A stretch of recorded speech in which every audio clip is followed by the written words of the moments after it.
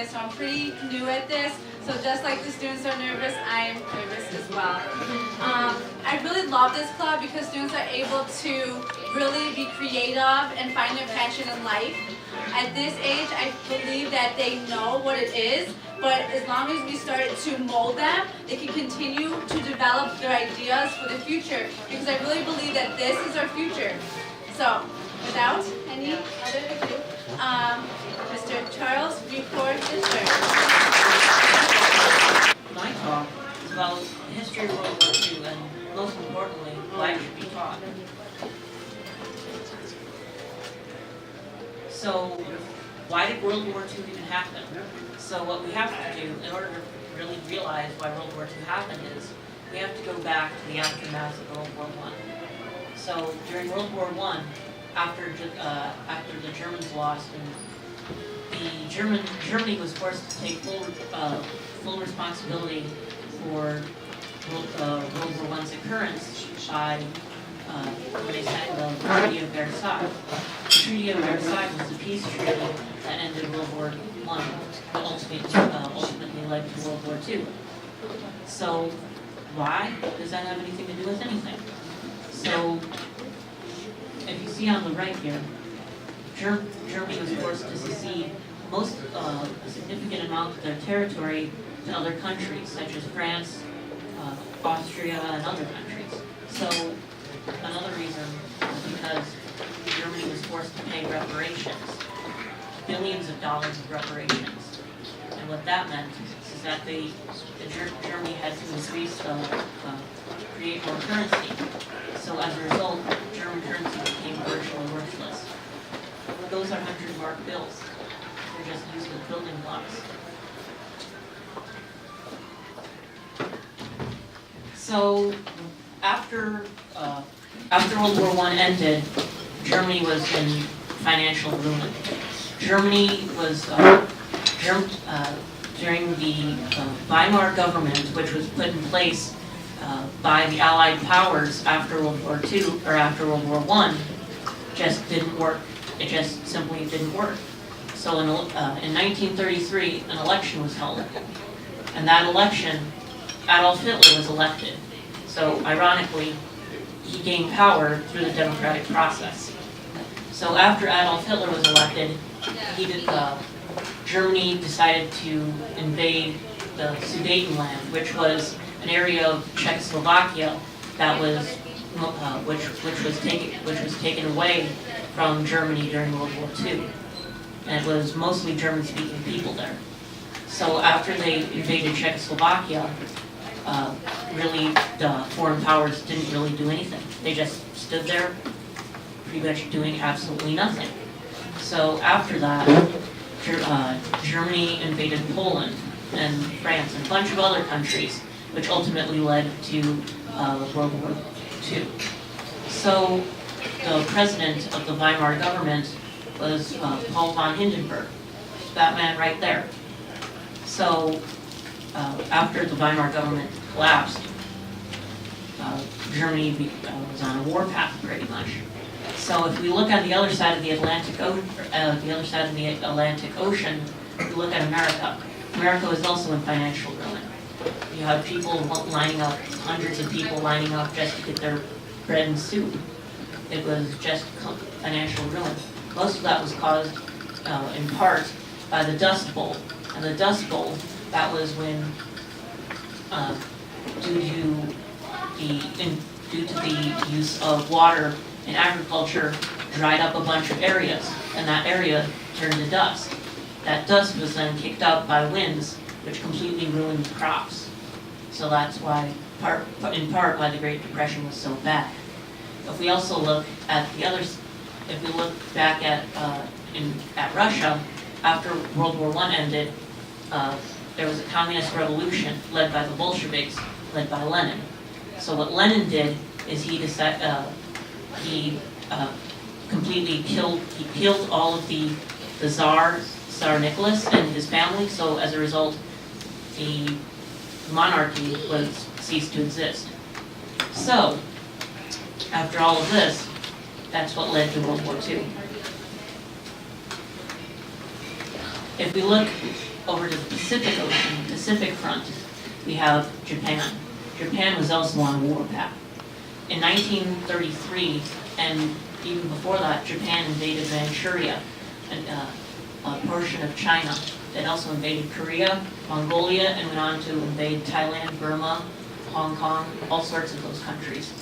So what happened after that was eventually Japan, really what happened was they couldn't get enough oil. They couldn't get enough resources.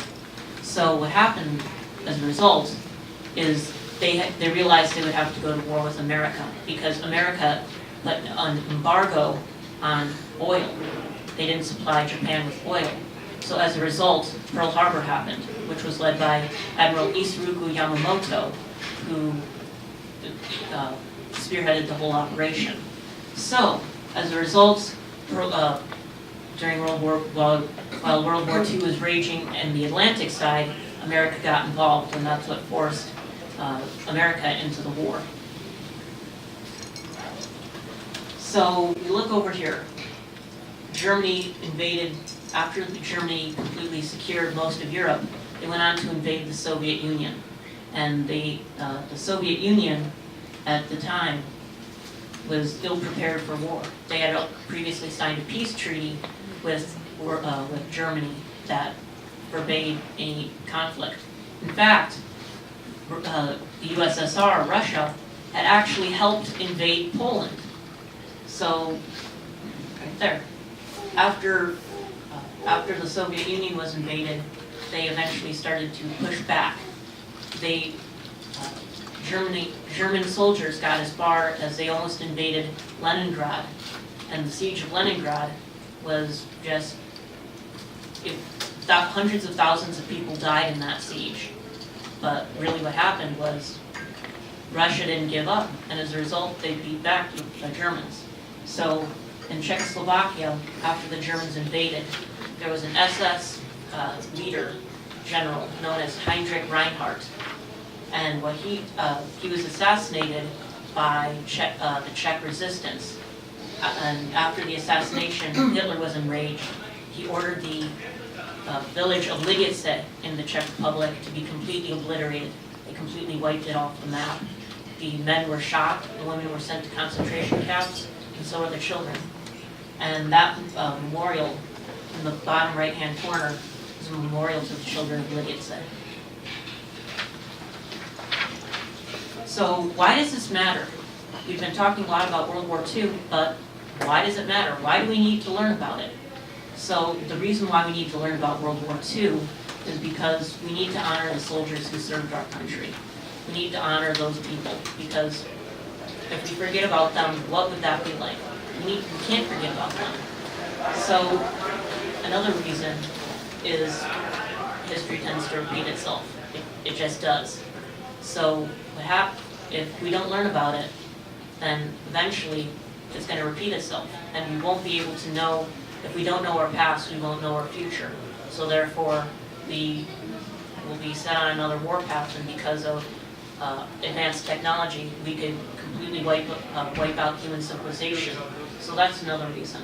And what we need to do is we need to teach kids in the education, we need to teach kids about World War II by having interactive discussions in classrooms and by having children watch documentaries to learn about World War II. Because if we completely forget about World War II, it's going to happen again. And thank you.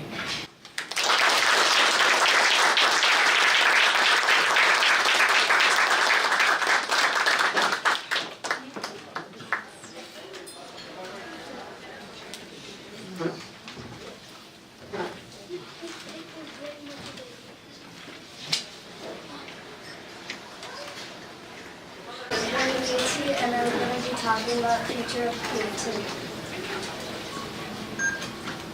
All my artworks and all that I've done it's really how I express myself, and it's really how passionate I am. And I did all of these, and it's really how they do it. It's just that how calm they get. If they're stressed, they do it, and then it's something hard is going on in life. They do artwork and they really get into it and they get in that mode. Music is also one of the creative ways to express yourself. I like music because people are really creative and talented, expressing what they like out loud and sharing it out to everybody in the world. And music is really what life is about. Like you can write music about how life is going on for yourself, or what is going to happen, or why things happen. And photography. I like for nature photography because it's really what people see in the outside, not in the inside. Not all the fake things that are like made and not used. And what it's really natural and it's just what it is. Dance is one of the things I like because if you're mad, you could dance it out. If you're sad, you could dance it out. You can really express many ways of dancing and showing how creative you are by dancing. Some of the people who are dancing now are really they don't get time, but then whatever's going outside in their life, like if someone is bullying you in school and then after that you go home, you go dance it out, you get mad and you dance it out. And I hope I changed your mind. Thank you.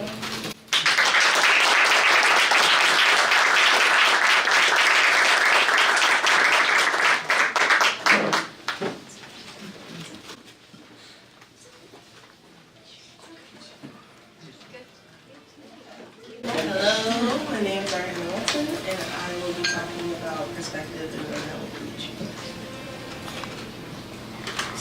Perspective is the inner circle of the outer circle. Not just your mindset, but it's how you see regular things. It's not illusions, it's your perspective point of where you're seeing things. So if you see a ball and you see the dark shadow, that's where you're looking at. But if you turn around, you're seeing the dark shadow on the other side, and that's where you're looking at. A lot of times, people get mindset and perspective wrong. Perspective is kind of like the inner circle of the outer circle, which is mindset. So as you can see, perspective is short term, and over a long period of time, that's what you call mindset. Like if you think of a ball and you keep thinking of that ball will become your mindset. But if you only think of that ball for like a second of a day, that's your perspective and how you're seeing the ball. Now, if the ball eventually changes, then that becomes your mindset of how you see things. Questions. Why is there conflict and could it be answered? So conflict is how we see the question, and with our type of perspective, there is no answer to the conflict because we're all looking at it at different points.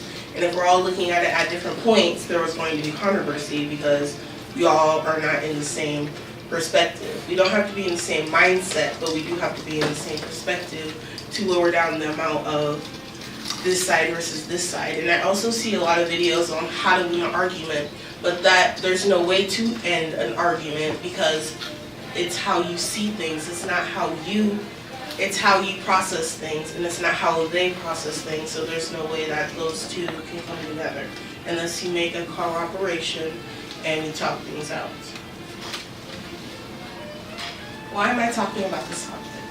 I am talking about this topic because I want to find out why we form different opinions on things. If we all have the same brain, same everything, why are we forming different opinions about things?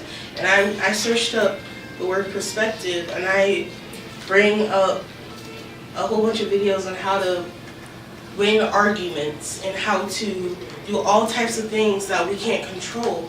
And I'm trying to make people see that it's okay that people will judge you. It's okay that your mindsets aren't the same, and it's okay that we all have different mindsets, but I do care about how you change your perspective on things so we can lessen the amount of disagreements that we have.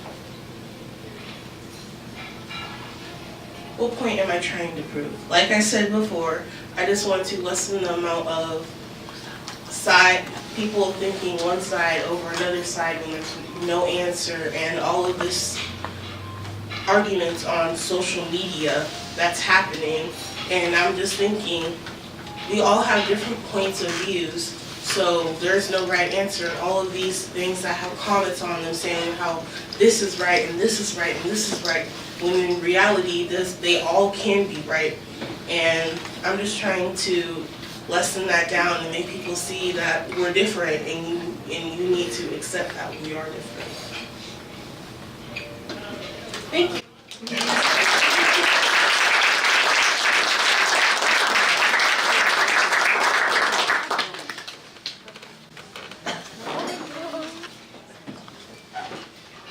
Hi, I'm Alexa. I'm a 7th grader from Midle School, and my topic is mental illnesses. Mental illnesses affect hundreds of thousands of communities around the world. One in four adults will have a mental illness at some point in their life, but for children it's 1 in 5. Depression is the single largest contributor to this worldwide condition, and schizophrenia and bipolar disorder are the most severe and hurtful disorders. Although a huge number of people are affected, mental illnesses are overlooked and hidden away. So what is a mental illness? Experts say it's a dysfunction in the body's judgment, emotional guide, or action. It often disrupts a person's skill to relate to others and deal with the demands of life. The length and intenseness of the symptoms can vary between the one and the one's alignment of circumstances.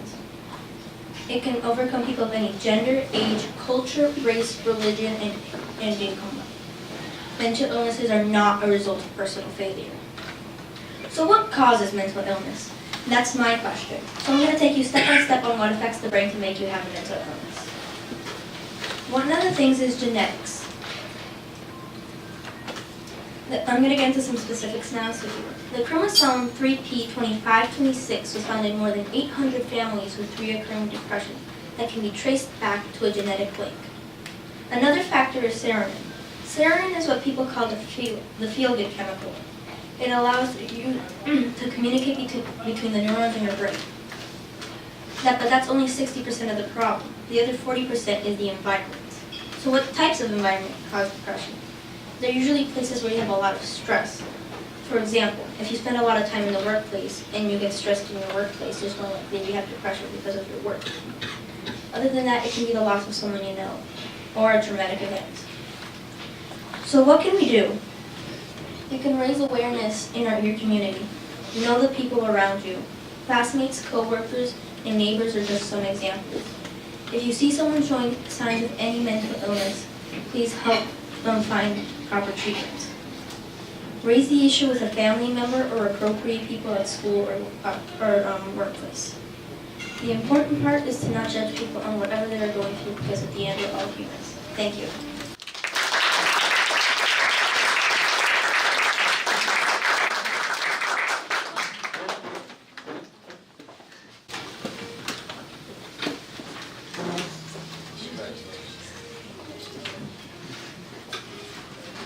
Hi, I'm Daniel Williams. Steve Jobs once said, "Everyone in this country should learn how to code because it teaches you how to think."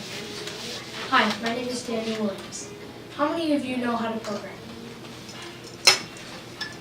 Okay, let me ask you another question.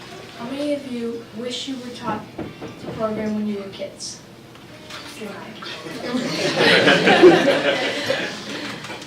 Now, that's what I'll be talking about today. Teaching programming to kids, mainstream in schools. I love computers and have wanted to learn to program for a long time. I've looked at programming classes at the local places, but they are expensive. Not only that, but wouldn't it be great to have everybody be able to get a guaranteed job in life? Would you like that for your kids? Well, that could happen. My TED Talk today is about how we should put coding mainstream into schools for not just a semester or a year, but for all of the middle school.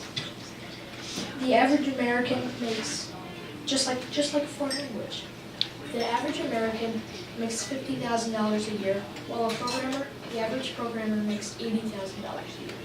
That's enough to support a small family comfortably, and that could really be the difference to a lot of people. My friend's dad made a simple app one time, and he was working full-time while he made the app. And during that, he made $10,000 in 2 years just from having it on the App Store. Not only that, but that could help so many people in so many different ways. Only 1/5% of people in the world, in the U.S., are programmers, and the computer capacity is growing, so we need more programmers. Also, 4 million Americans are unemployed. So if we teach programming to kids, that could be down a lot in a couple of years. We have advisory here at Hill. A lot of you don't know that, or may know that. But what if we took that and did it every day, and then put in the time that we have, and we put in coding? Then that would not just be a good use of time, but the colleges would say, hey, they know how to code. That would be kind of nice. Not only that, but imagine having everyone in their free time being able to make an app. There's 2.2 million apps on the App Store right now, and in a couple years, there could be 100 million or something like that on the App Store. That would make it so everyone could express their imagination however they wanted. Basically, what I'm saying is a little time each day can make a huge difference within the community and within the economy. And so everybody can have a job and make money even if they don't have a full-time job. They can be self-employed.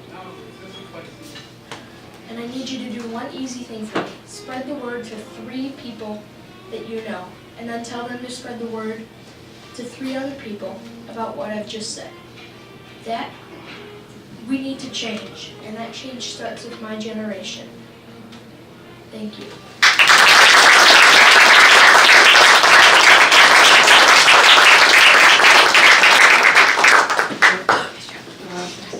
I'm going to quickly check on the food real quick, and I'll be right back, so just wait, okay?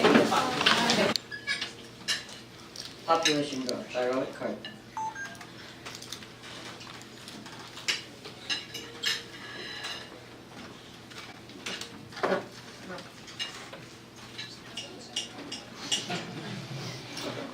The world around us is growing, and as time goes by, you might be seeing more and more people around.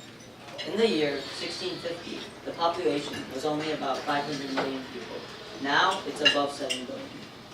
Each year, the rate at which the population goes up goes higher. So, in later years, you might be seeing the population drastically increasing. Now, we know that the population is increasing. Now, what does this mean? How does that affect us? Well, one of the ways it affects us is our food. In order to sustain a large population, food production rates need to be increased. It's estimated by the year 2050 that food production rates need to be increased by 70%. This comes with a price tag of $100 billion. Now also, in later years, food producers will rely more on quantity and quality when getting food out. So the food you might be eating might not be healthy, and as and might not be as healthy. Along with food comes water. There's water shortage problems today, and they will only get worse in the future. World population also triggers environmental problems like pollution. With more people on the earth, more CO2 is emitted in the air, causing respiratory illnesses. More plastic is dumped in the ocean, causing harm to the organisms that consume it. And more land is contaminated, and that destroys ecosystems.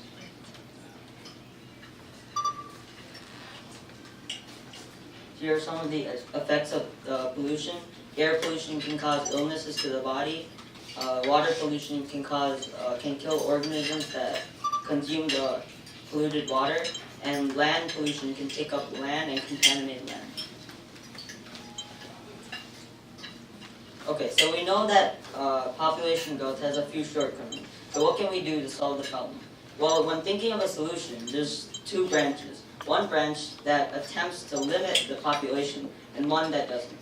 For the branch that attempts to limit the population, there's things like policies, such as the one-child policy, that China recently adopted.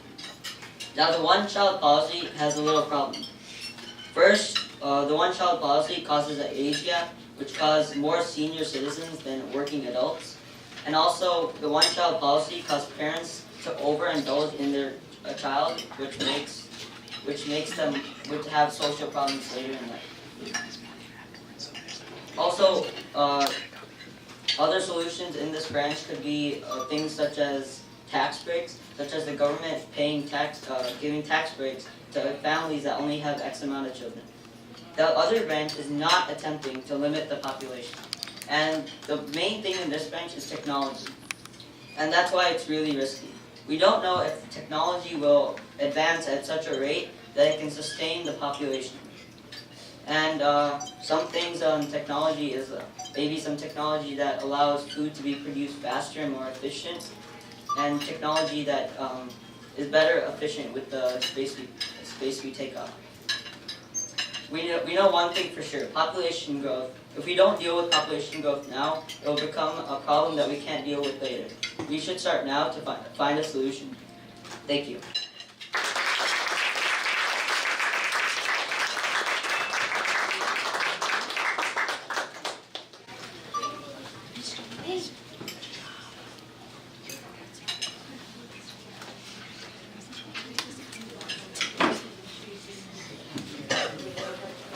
Hello everyone, my name is Akbar and I'm here to talk to you about if robots will replace humans. People think that the future of humanity is scary, that with all of these new and improved technologies that robots will eventually take over humanity. But the thing is, humanity needs robots. Because since robots' bodies are made of steel, they can easily go to places that humans were once unable to go to. And since they don't have organic matter, they can harvest different radioactive materials without being in severe risk. In fact, scientists have actually made robots to mimic certain brains. One of which a small group of scientists had made a robot similarly able to function at the level of a worm.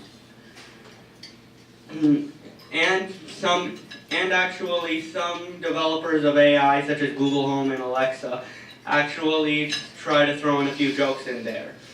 Like if you ask Alexa that if she's spying on your conversation, she will shut down. And actually, developers have made many AIs, such as an AI named Shelley who can make horror stories, an AI named Emily Howell who can write music, and even a robot owl that can read stories to your children. And since the fear is understandable. Robots' bodies are very adaptable, and they can easily go and they can easily adapt. They can easily get weaponed into their bodies. But in a few thousand years or so, humans will be able to implant robots into their bodies, able to alter the DNA, which could give you a different eye color, like more strength, more speed, make you thin.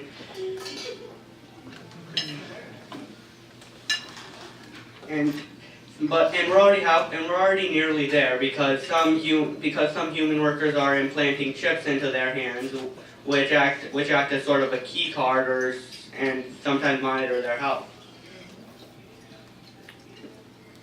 And we can also send robots into space to check their habitability of other planets. In the words of Stephen Hawking, sooner or later disasters such as an asteroid collision or nuclear war could wipe us all out. But once we spread out into space and establish independent colonies, our future should be safe. And after we land on that planet, we may have enough time to scan our brains atom for atom and to send ourselves into a computer.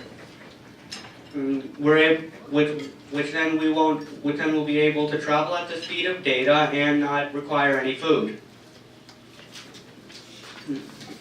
And the reason people are so scared of robots is the way the media portrays them. The media portrays them as evil and thinking of humans as obsolete. When in reality, the robots have a reason to think humans are obsolete. The people in all these movies and games design the robots to be more powerful than humans without any sort of failsafe. In which they forgot to program the three main laws of robotics, which are: 1, a robot may not injure a human being or, through an action, allow a human being to come to harm. 2, a robot must obey orders given to it by human beings, except where such orders would conflict with the first law. 3, a robot must protect its own existence as long as such protection does not conflict with the first or second law. These laws were created specifically to stop robots from turning against their humans. And there's no way, and we may not be able to reach truly artificial intelligence, but we can get very close. And as I said in the beginning, robots may replace human jobs, but later, as it is with the wheel, robots will also create jobs that humans may have never been able to imagine. Thank you.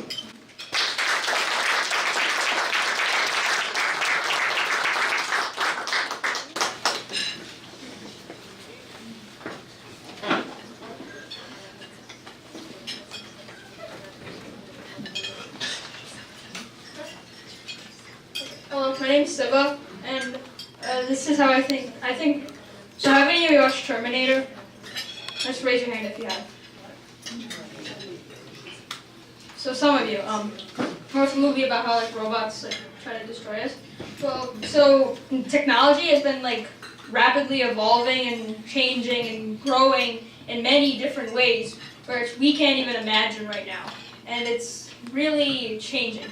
And in the future, it might affect us, but it might also help us. We don't know that, but there are many possibilities. They can take human jobs, or they can save them. We don't know. So robots actually have many things. There's one possibility that I'm going to explain to you today that might show how robots are there.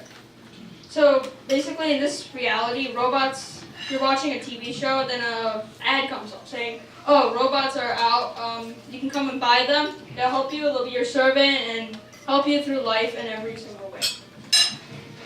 So then, after a while, you go and buy the robots, which are decently priced because you've waited a while, and they're okay, but it's helping you in your life, and it's made it so much easier on every scale.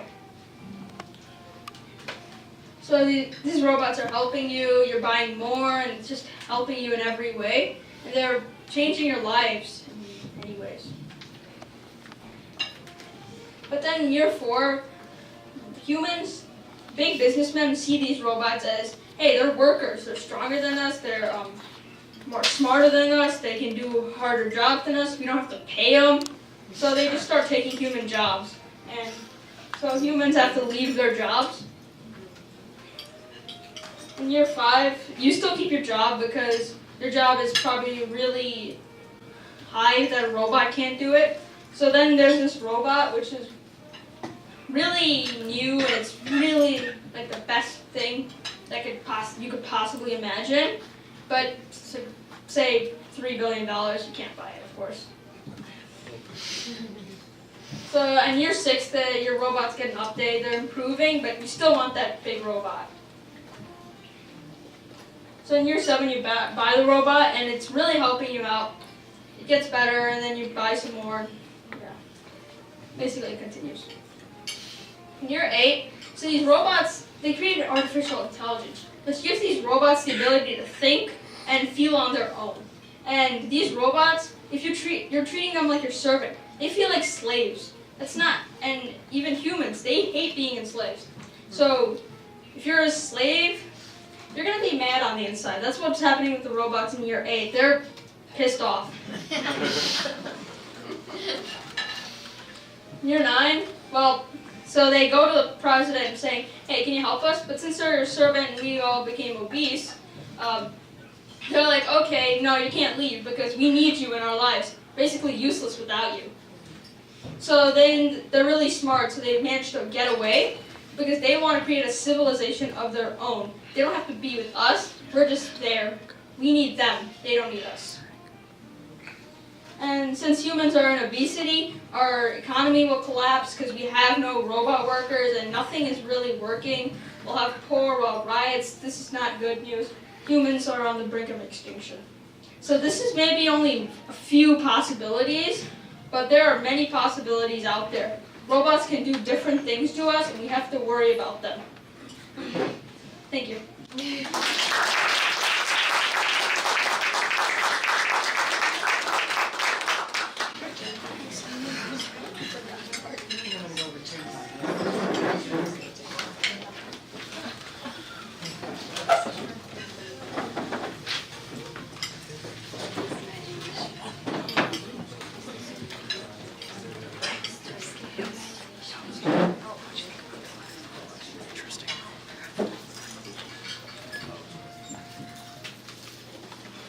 Alright, so before I get started, my name is Christian Smith, and I'm a little under the weather. I'm a little under the weather today, so please bear with me. But today I will be talking about stereotypes and how they are hurtful. So you know the saying, "Sticks and stones may break my bones, but words will never hurt me." Raise your hand if you've heard of that. So quite a lot of you. You know it's not true.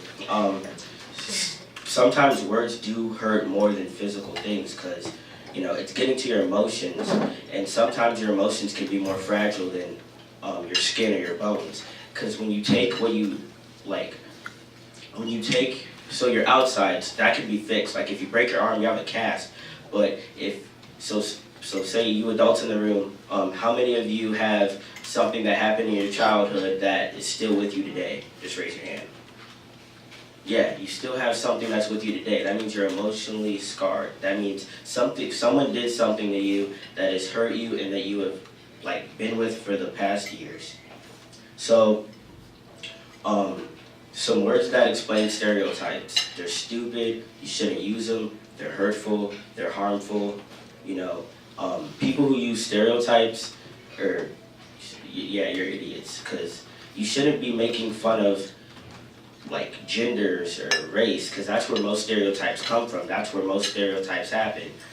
When I was searching up for what to do for my TED Talk, I was looking at articles, right? And there's an article that says that we're talking about genders, and it said girls cannot be stronger, they cannot do physical things. And that's not true, because I know some girls who are way stronger than me. And and I came across this one stereotype TED Talk by a woman named Chimamanda, her name's hard to pronounce, but it's Chimamanda Ngozi Adichie. And she is a Nigerian novelist who did her stereotype on girls because she is a woman. And one of her quotes is, "The problems with stereotypes is not that they are untrue, but that they are unfinished. They make one story the only story." To sum that up for you, that pretty much means they take something. So one stereotype that I've heard is that all black people are athletic, but I know some African Americans who cannot do nothing for their lives. And you take something that you see in a bunch of people that have something in common, and you just assume that everyone has that in common. Like you see, I don't know, I don't want to say an example, never mind. But yeah, so pretty much you're making fun of people's gender or race, and you're using that against them in a hurtful way. And earlier how I talked about sticks and stones may break my bones, but words will never hurt me, that's not true. Because sometimes you're gonna have to face like the hardship of being you. And everyone here is 1 in 7 billion. You cannot tell somebody that they have to do this, or that they have to follow this because they're a certain gender or a certain race. Everybody has a choice to do what they want to do, and everyone has a choice to do whatever they can that fits them. Like so some of my classmates who have done TED Talks in the past have done it on their interests, and not everyone does the same thing. That's where, like how Ariana mentioned perspective, that's where that comes in. Everybody has a different opinion. Everyone has a different personality. You don't have to follow what your one gender or what your one race is. And I just want to spread awareness for that. Thank you.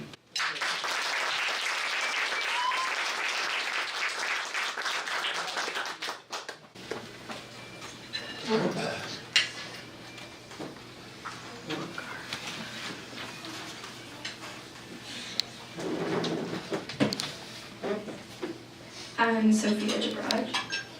And I'm Stephanie Pugach, and our TED Talk is on improving the education system. It must be remembered that the purpose of education is not to fill the minds of students with facts. It is to teach them to think, if that is possible, and always to think for themselves. Robert Hutchins. Education is a powerful tool, the key to advancement. Without it, we would most likely be nowhere in life. However, the type of education we are receiving today is not preparing us for tomorrow. These issues have already been addressed, but how these issues can be solved never really seem to be clear. Perhaps that is due to the fact that wish lists are presented, not plans. So what people tend to do wrong when they try to make others aware of the failing education system is to say that it's wrong without necessarily saying how it's wrong. The first step is addressing the issue in order to formulate a plan geared towards success. And so the school system once created was meant to prepare pupils to work in factories. And this was known as the 19th century factory model education system. Say that 5 times really fast. This system was created over 100 years ago. The problem with the 19th century factory model education system is that it only caters to few different learning abilities. But no two brains are alike. Teaching everyone the same thing in the same ways is detrimental towards individuality, creativity, comprehension, and ultimately success. So using only few methods of teaching proves to be catastrophic and unjust in the learning process. The public school system in the United States only efficiently and successfully prepares students to be good at one type of job. If everyone only was good at one type of job, then nothing in the world would ever get done. So lack of financial management has stripped away any potential the education system could have had to be better in the United States. And teachers are underpaid, and it's crazy because they have the most important job in the world. Textbooks and online resources are outdated, so we can't get proper information, and most students outnumber the amount of textbooks and online resources provided in public schools in the United States. And so government funding has never been more vital because we're in a digital age. So we're all preparing for jobs that don't even exist yet. So we need the resources in order to survive in this society, right? So even if students are provided with the same resources, it also doesn't guarantee the same opportunities. And then schools in the United States are not preparing students for tomorrow. We don't know, we never learn how to do our taxes, refinance student loans, get a job, all while pursuing a physically and mentally healthy lifestyle. All important aspects of adulthood overlooked, and instead we focus on the history of a pencil. Lack of preparation in school leads to lack of motivation, which then spawns complacency. Humanity cannot afford a complacent generation. These issues still have not been solved yet because, again, of lack of funding, but also of ignorance. Many are aware that the school system in the United States is not equipped to prepare us, but choose to do nothing about it because they believe there is nothing they can do about it, choose to ignore the issue. However, there are simple things that can be implemented into the education system at a much faster rate that will improve it. So some of these things are focusing on like communication and interpersonal relationships among students, and this prepares them to work collaboratively in different environments and with others. So incorporating things in curriculum plans to current events and real life skills can really help students relate to the real world and figure out what's going on, because if we don't relate current events or political events, to students, then in the end, they're not going to care because it doesn't affect them, right? But if we show them that it's affecting them, this is what's going on, they can find their voices and they can do something about it. They can be productive in society, and it's very important to, make students aware of different things so that they're more eager to go to school and they become more politically correct. Something that is also essential to the overall well-being of students is education on mental health, not only on different issues and disorders, but also on awareness and coping strategies, as well as building up social and emotional resilience. Another thing that would be important is building and reassuring a safe school environment with resources available for anyone. If we can't focus on the needs of students, we'll never be able to progress as a society. Coming up with individual curriculums and different lesson plans catering to different learning abilities, while incorporating skills and real-life events, like Sophia said previously, real-life events that relate to their lives, will make them more eager to learn, while incorporating different elements of stress and large workloads to prepare them for the jobs they want to go into. Okay, so in recent years, school boards and state legislators have made a way for people with little or no education in educating students to become district leaders and, decide what's going to go on in the district and stuff. And almost all states except Utah, North Carolina, and Colorado require not only a license, but also a degree in experience in order to be at the head of the districts and make those important decisions. And I think that's crazy, because we need to have school officials that know what they're doing, that have had teaching experience, so they can make decisions that will positively affect faculty members and students. And if we don't have people that understand that, then we're going to have corrupt people that are only going to look out for themselves, and they're only going to try to get money in their pockets. And at the end of the day, that's not going to help us. That's not going to help us progress as a society, All the issues addressed have attainable solutions that can become a reality with enough planning and research. Some ideas are teachers can have students work in dysfunctional groups on a regular basis to prepare them to work and thrive in unique circumstances and events. Something that is also important is including visuals to help students better understand their topics, to help comprehend what they are learning about, and not only images on a screen, actual visuals that they can see and touch to help them understand what they are learning. Focusing on communication skills can also set up students for success, especially in the workforce. Focusing on foreign language and music from a young age can help shape adolescent minds to comprehend and understand different subjects and materials much better than we do now.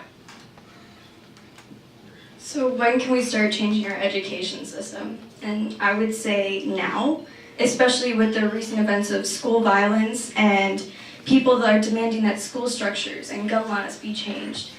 We need to demand a better budget for our schools so we can improve all aspects of public schools in the United States. It's not just one thing that's wrong. There's multiple things, and we need to educate others on that.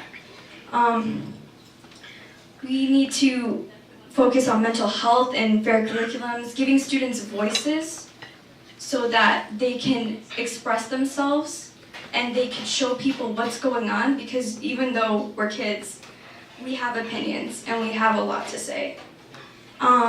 Incorporating real life skills in classrooms is super important so that we can be well prepared for adulthood.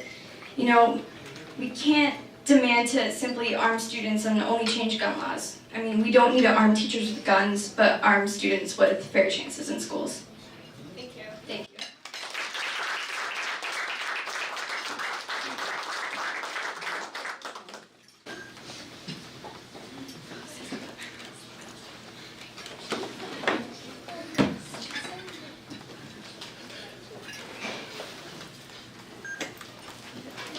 I met a profound, homeless man over my birthday during the summer. His name? Caesar. I was in Philadelphia at the time, and my parents and I were in Starbucks when I spotted him. My mom had been carrying a few dollars of mine, and I felt the need to give it to him. But you already probably presume that we trotted off and celebrated my birthday without saying a word to him. But no, Caesar was a remarkable man and taught me 3 life lessons that I'm going to keep with me for the rest of my life. He had that special heart, that one that takes us privileged people years to obtain. And as I see it now, his mindset, it was the pursuance of life, to keep giving, to keep showing people his new experiences. And I bet that if I've learned something from Caesar, all of you will too. The first thing that he educated me on was that no religion is bad. It's not the definition of what makes you, but just what you believe in. It's whether you choose to believe that you can become friends with the person right next to you, even if they are different. And back to the account of my trip. After Philadelphia, I went to Greece, in which we were treated fairly by so many different cultured people, and we felt accepted there, even though we were different. In my classrooms, I learned with the various cultured people, and right now, I'm in front of so many different people that have maybe a different culture, different religion. And as I see it now, is that what Caesar told me is that no religion is bad. So the second lesson that Caesar educated me on was that you have control of your life and to never give up. And he didn't really tell me that, but he showed me it by the way he was disabled. By the way he was disabled and how he lost his family and might have given up hope. And from that, I've learned that even through all that hope and losing, he still found a way to keep going, to keep persevering, to keep giving to everyone around him, to me. And in one of my classrooms, I learned that you have a circle of control. Whatever's in that circle is you. Whatever's outside the circle is what you have to take influence upon, what you have to take action upon. It's like your best friend, proving to them that this video game is better than that. And in final, I've learned that from Caesar, you have control of your life and to never give up.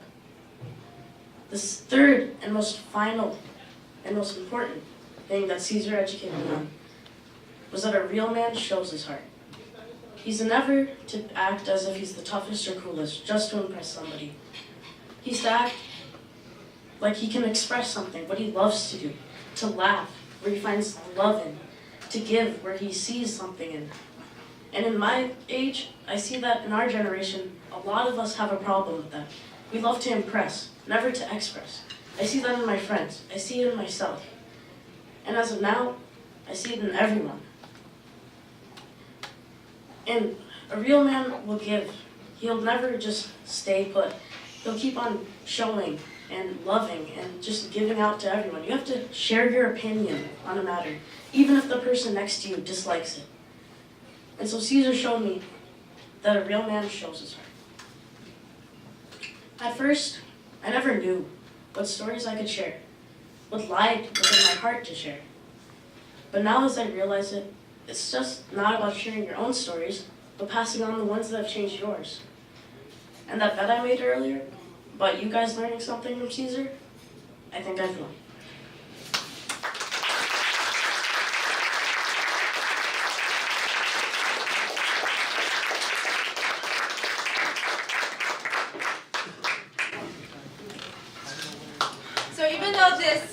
concludes the end of our TED Ed conference. This does not conclude the end of all of your children's ideas. I hope that you continue to talk about these topics with your children. Obviously, they are really concerned about social issues as well as education and the future of technology. TED Ed members, continue to spread all of your ideas and to continue to grow. It's been an honor to work with all of you, and thank you everyone for coming.